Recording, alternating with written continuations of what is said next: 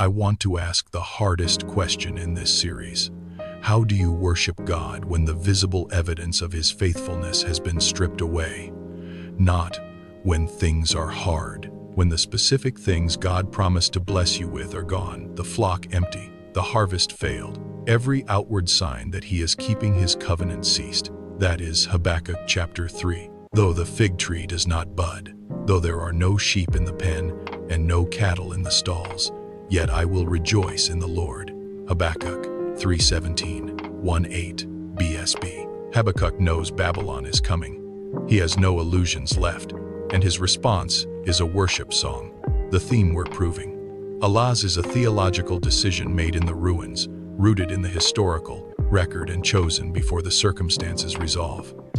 Job 13:15. Though he slay me, yet will I trust. Habakkuk 3:18.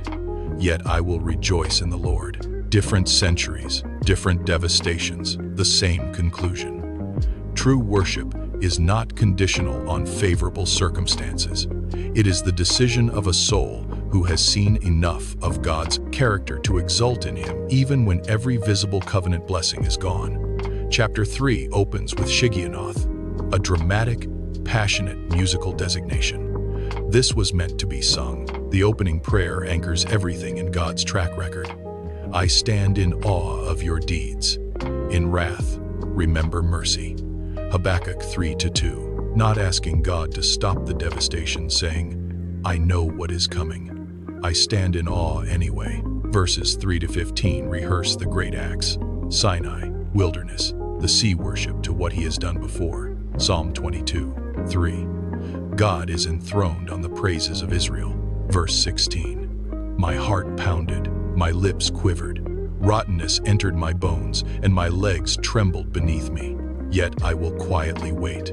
Legs trembling, bones rotting with dread. And in that exact state, yet I will wait. This is the anatomy of real faith, not the performance of courage, but the decision to worship anyway. Then, the Allahs. Alazi, to leap for joy, to exult. Used for military triumph and temple worship, not gritted teeth endurance. Habakkuk chooses the victory leap in the ruins, before the resolution comes. The most advanced theological act in the entire book. The New Testament echoes this from different prisons. Philippians 4:4, Paul from prison. Rejoice in the Lord always. Again, I say, rejoice. The repetition is not enthusiasm. It is instruction for people who don't feel like it. 1 Thessalonians 5:16, 1:8.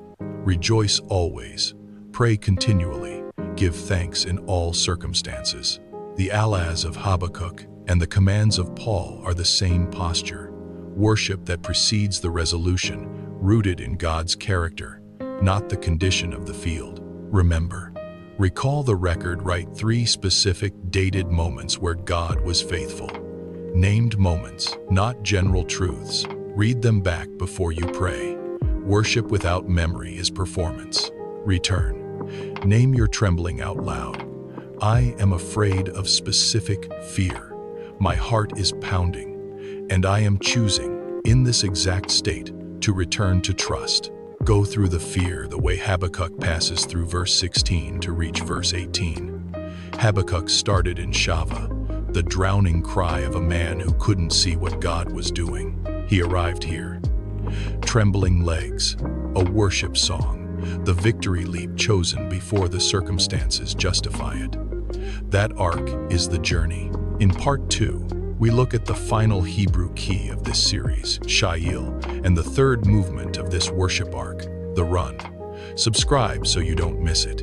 Of the 2 steps today, remember or return. Which one is God pressing on you right now?